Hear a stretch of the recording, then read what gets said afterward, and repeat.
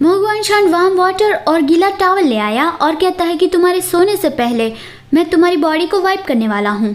क्योंकि हितियान ऐसे ही सो गया था इसलिए मो थोड़ा उसे क्लीन करना चाहता था। वो हितियान की बॉडी वाइप करते हुए सोच रहा था कि उसकी बॉडी पे कितनी ज्यादा धूल लगी है, इससे तो मेरी पूरी चादर खराब हो गई। अचानक से हितियान ने उसका हाथ पकड़ लिया, लेकिन वो अभी पूरी तरह से नई जगह था, वो आधी नींद में था। लेकिन मोगवान शान का चेहरा एकदम ही रेड होने लगा और वो कंफ्यूज भी था कि उसने उसका हाथ क्यों पकड़ा है।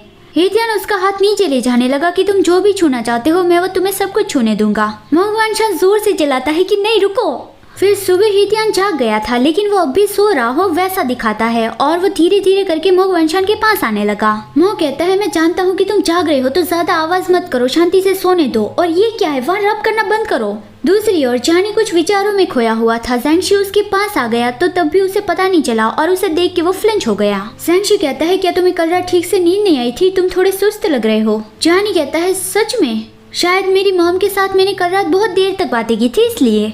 जानी की मॉम के नजरिए से जानी के पापा बहुत ही काइंड हार्टेड पर्सन थे, लेकिन जब वो चाहते तभी जानी की मॉम उससे मिल सकती थी। ऐसे जब उसका मन करे कि मुझे उससे मिलना है तब वो उसे नहीं मिल सकती थी। एक दिन जानी की मॉम जहाँ पे काम करती थी वहाँ पे वो आ गई और फिर उसके बाद वो अक्सर उससे मिलने आते रहते। उसे धीरे धीरे करके जानी की मॉम में इंटरेस्ट आने लगा। जानी की मॉम जो भी बातें करती वो हमेशा स्माइल करते उसे सुनते रहते और अपने बारे में बहुत ही रेयरली बात करते। फिर वो दोनों काफी जगहों पे घूमने भी गए। उसे जानी की मॉम के साथ रहना अच्छा लगता था और उसने ये भी कहा था कि जानी की मॉम उसका घर है, मतलब कि एक ऐसी जगह जहाँ पे आके आपको सुकून मिलता हो और आप सुरक्षित महसूस करो। लेकिन एक दिन बहुत ही तेज बारिश हो रही थी। उस वक्त वो अपने कुछ आदमियों के साथ आए और जानी की मॉम से कहा कि अगर एक दिन मैं सबकी नजरों में बहुत ही बुरा पर्सन बन जाऊँ तो क्या तुम मुझे छोड़ के चली जाऊंगी।